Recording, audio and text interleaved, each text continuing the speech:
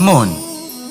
জীবনে যখনই কোনো বস্তু বা সুখ স্বাচ্ছন্দ্য অধিক মাত্রায় আপনার কাছে চলে আসে, তখন নিজেকে শ্রেষ্ঠ মনে করার একটা প্রবণতা দেখা যায়, যা হয় আত্মবিশ্বাসে পরিণত হয়, নয়তো অহংকারে।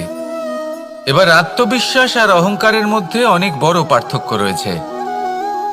আমি এটা করতে পারি, আমি ওটাও করতে পারি, এ হলো আত্মবিশ্বাস। শুধুমাত্র আমি এটা করতে পারি, শুধুমাত্র আমি ওটাও করতে পারি, আমি হলাম সর্বশ্রেষ্ঠ, এটা হলো অহংকার। এবার এই অহংকার এর ধ্বনি অনেক দূর প্রবাহিত হয়, আর এর প্রহার সর্বপ্রথম আপনাকে বিপর্যস্ত করে।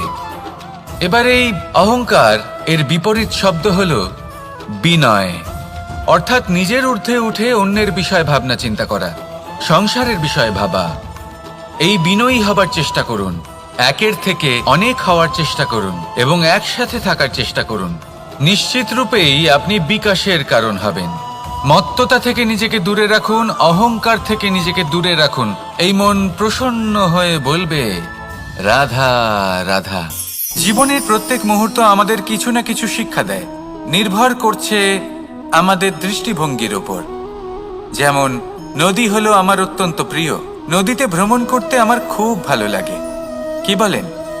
নদীতে সবসময় নতুন কিছু থাকে, ও পুরনো কিছুই নিয়ে বসে থাকে না, সবসময় প্রবাহমান, কখনো থামে না।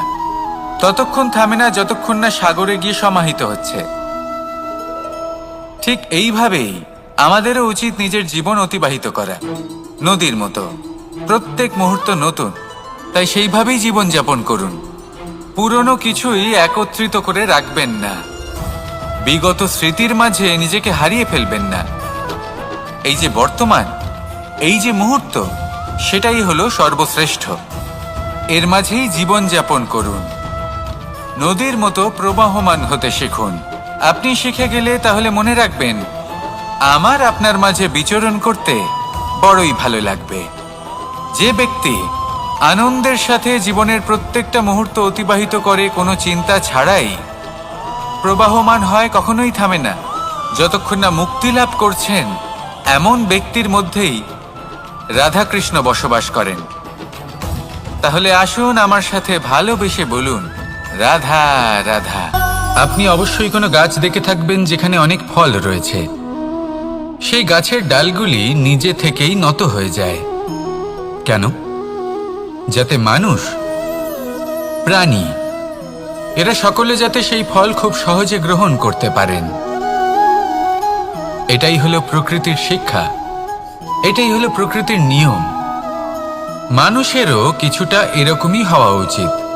যদি আপনি সাফল্যের চরম সীমায় পৌঁছে যান, অনেক বেশি ধন অর্জন করে ফেলেন, তখন মনে রাখবেন যে আপনি যেন অহংকারী না হয়ে পড়েন। বিনম্র থাকতে হবে, সেই ধনকে ব্যবহার করতে হবে উচিত কাজের জন্য। সেই ধনের দ্বারা সমাজের মঙ্গল করা উচিত, সকল মানুষকে সাহায্য করা উচিত যাদের ধনের অভাব আছে।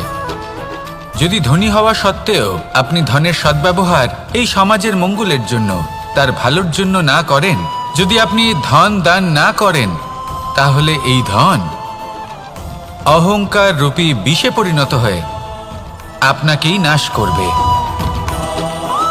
তাই ফলে ভরা গাছের মতো নত হয়ে থাকুন, বিনম্র হয়ে থাকুন, দান করুন, আর আমার সাথে ভালোবেসে বলুন, রাধা রাধা। মধু কারই না পছন্দ বলুন তো? অত্যন্ত সুস্বাদু হয় এই মধু, মিষ্টি খেতে হয় এবং তা শক্তিও প্রদান করে। এবং প্রত্যেকটি মিষ্টি পদার্থের মতোই এতেও খুব তাড়াতাড়ি পিঁপড়ে ধরে যায়। অন্যদিকে যদি নুনকে দেখি, তাহলে বছরের পর বছর রাখলেও এতে পিঁপড়ে ধরে না।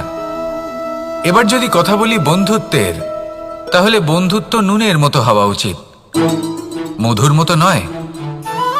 যারা সামনে এলে শুধুমাত্র মধুর মধুর কথা বলবে, পরে এতে পিঁপড়ে ধরে যাবে, এটা নুনের মতো হওয়া উচিত। প্রকৃত বন্ধু হলো সে যে সময় এলে পরে আপনার সামনে আপনার প্রকৃত সত্য তুলে ধরবে, তা সে যতই কঠিন হোক না কেন। আপনার দোষ, আপনার অপগুণ, আপনার খামতি আপনাকে বলতে পারবে, যাতে আপনি সেগুলো শুনে মেনে নিয়ে তারপর নিজেকে শুধরোতে পারেন। এটাই হলো প্রকৃত বন্ধুত্ব। কখনো নিজের জীবনের আশেপাশে মন দিয়ে দেখবেন, অনেক সময় এমন মানুষ থাকেন, অনেক বন্ধু থাকেন যাদের দেখে আমাদের মনে হয় যে এনারা খুব কঠোর, এনাদের কথা খুব কটু।